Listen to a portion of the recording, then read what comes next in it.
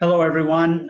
Thanks for attending and watching our presentation about how to start and run a cybersecurity company.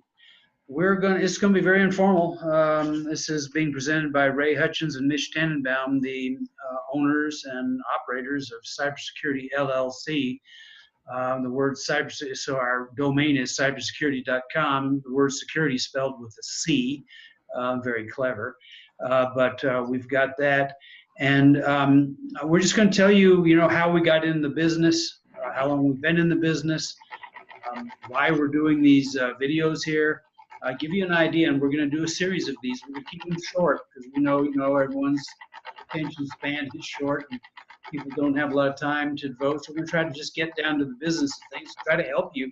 The goal is, we believe that the country's got a big problem with cybersecurity. We're doing everything we can to help in our small world, because we're a small company. We're doing less than $1 million in business, and we want to help anyone out there trying to get into cybersecurity. We want to help you. If you're thinking about it, you're working for a company, or you've got a partner and you want to go into business, or however you want to do it, we'll do what we can to help you get in business. If we can make some money off of it eventually working with you, great, but we haven't figured out how to do that really yet, so we're not too worried about it. We're just going to share the information. Anything to add to that, Mitch? Well, I think that there's a huge opportunity. This is not a problem, that is to say cybersecurity, that's going to get fixed anytime soon, the pundits notwithstanding. The bad guys seem to be very motivated. For the most part, their thinking is that the odds of getting caught are slim to none. Even in those few cases, many of the actors are foreign actors, and so the United States' ability to reach them is somewhat limited. Even if we indict people, we don't bring them to trial, and they figure that this is a whole lot safer than breaking into the corner candy store and stealing what's in the cash register, and probably a lot more lucrative. And they're right.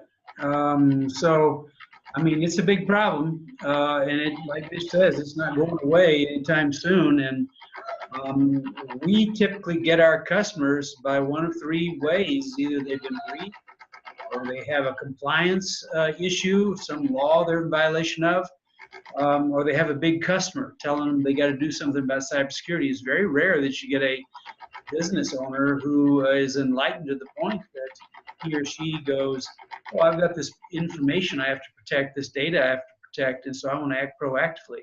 So people are forced into it. And that's kind of the nature of the beast out there right now, but there is change going on with respect to that. So we told you what our goal is, who we are basically. We got into business. We were doing other things in life. You can see we're older guys, but we're, there's just a need for this, and our skill sets. We have kind of an interesting set of skill sets that brought us together, and we've made it into a good partnership. And it's my belief that you got to have this kind of partnership. I mean, there's so much to know and so much to do, so many angles of this. You need all the brain power you can get in this thing. Ray, why don't you talk about what the skill set is? What is the mixture of skills that all the people in the organization need to bring together in order to be successful? Okay, that's good. All right, so in our case, the skill sets are the skill sets that Mitch and I bring. I'll let Mitch talk in a second about his background, but he's got a big IT background and a big cybersecurity background. I've got more of a business background, but IT's always been part of my life, and I have IT background as well, not as deep as Mitch. And then we were both independently developing cybersecurity skills when we met and decided to merge our companies. So the skill sets required, not only do you have to have cybersecurity, your understanding of the full range of cybersecurity, like in the CISSP manual. By the way, neither of us are CISSP certified, but no one's asking us about it. No one cares. But I've been CISSP trained. I took the course. Mitch knows the course. He just knows it because he's done it, but he hasn't bothered to get the certification. But you got to know everything in there. You got to understand all those pieces. Then you got to understand business. Then you got to understand people, because you're dealing with people all the time and executives making decisions. And then you got to understand the regulatory environment as well, because these all play into it. Those are kind of the big strategic descriptions of what you got to know. Mitch, what do you add to that?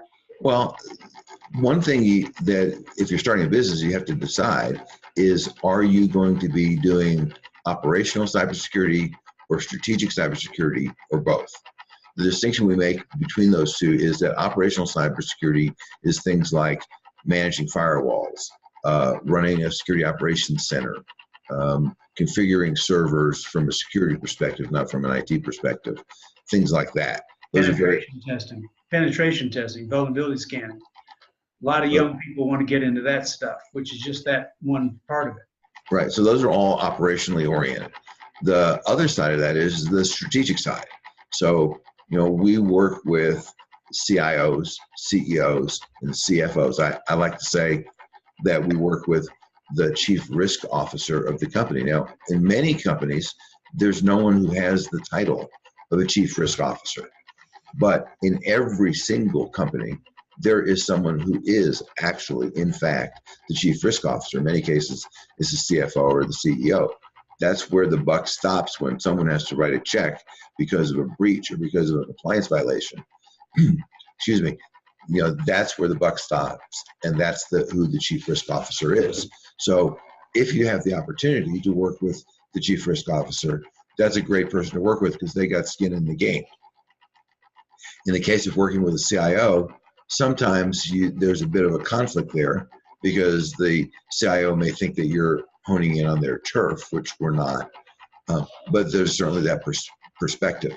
So if you're working on the strategic side of it, so that means things like risk assessments and compliance and the ability to work with management and work with the board of directors. The board of directors in every single company, whether it's closely held, privately owned, or publicly traded, the board of directors has a fiduciary role to go manage the cybersecurity risk. And this is all about managing risk. It's not about eliminating risk.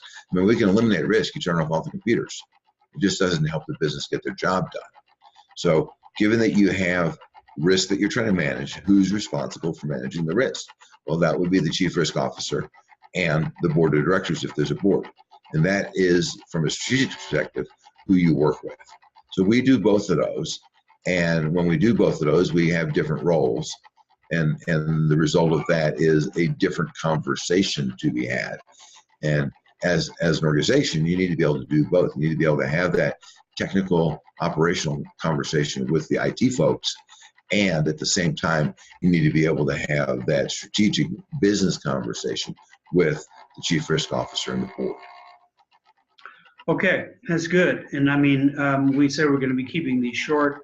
So this is part one, kind of a little introduction into some of the stuff that we do. Now, with part two, we'll get into, how our business is organized, why we set it up, the way we did, and some of the problems that we've, faced as we built the business and got it going. So that'll be part two. So thanks for attending, and we will see you in part two. Thanks. Bye-bye.